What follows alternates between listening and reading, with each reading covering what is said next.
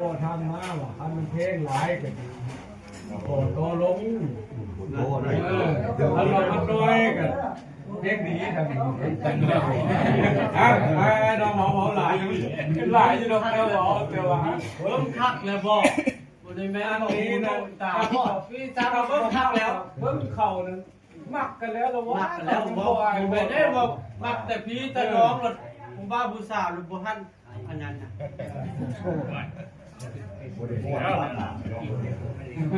บ่ดอกไว้หลักยาแล้วเขามักแล้วไรก็ยาเขาเอาดอกเขาอะไรก็ยาเขาแตกตามเขาแล้วตามเขา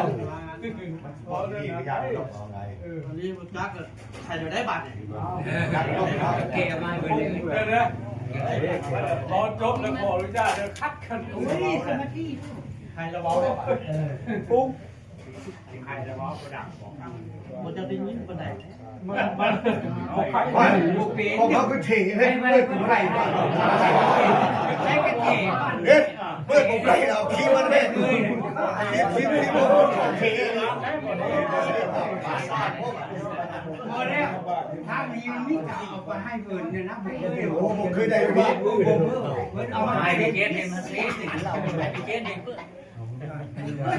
เอาขุดไงมาผมเห็นเข่งขุดโอ้เก็บยูเนี่ยน้องยี่สิบเก็บเนี่ยเสียดอกกินเราก็ได้มาเลย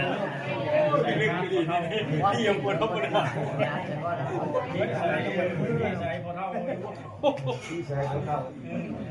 บอกดอกมันเปิดบูได้เอาให้มึงแล้วก็ซีมึงแล้วซีมึงแล้วซีต้องใจเลย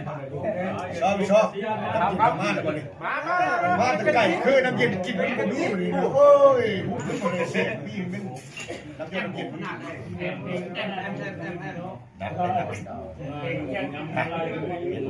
คือเรื่องแย่เจ้าไอ้ฟังเกินได้ได้รักมีได้ได้เก่าได้เก่าส่งคืนจะคืนจะไก่หมีไก่ตั้งใจแต่ความแจ้งไว้จ่าเจ้าไอ้เจ้าน้องพื้นข้าไก่ไม่ห้อยบ่ายดอก3,000โดย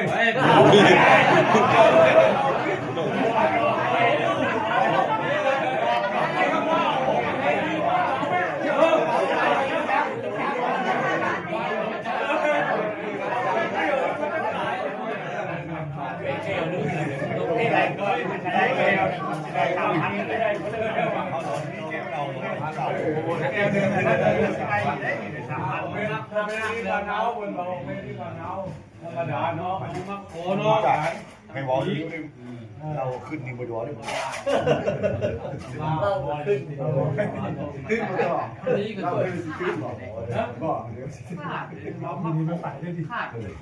ขาดว้ายนี่นะขาดไปแล้วเลยได้แล้วขาดเลยน้องโค้เท่าไหร่ที่ดีผมจับเท่าไหร่ที่ดีรักมันรัก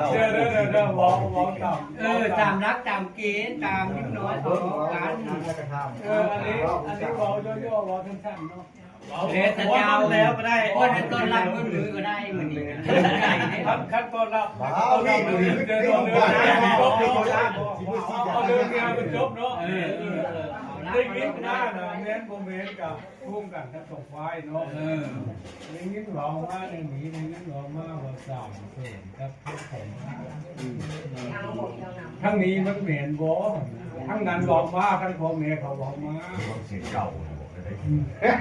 เราเมนหรือโมเมนต์ก็ให้ทั้งนี้บอกได้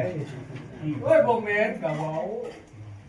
เมนแล้วก็ให้บอกเมนถ้าถึงมันหลายกันฮะมันหลายก็หันกันยกเสียงคิดเสียงเด็กกันเท่าไรก็อะไรรู้จัก3 เส้นครับโทษส่วนว่าเดิมโลกเลยคนเราผู้สาวผู้บ่าวคนเรากันเนี่ยโอ้ยเราคนบนนั้นได้ถามหนักเขาทำไหนได้มันเลยได้และไอ้น้องเข้ามาในนิวจาแล้วถามลูกหลานเขาบอกได้นี่มันลากคุยกันเป็นความเป็นน้องโอ้เน้นนะ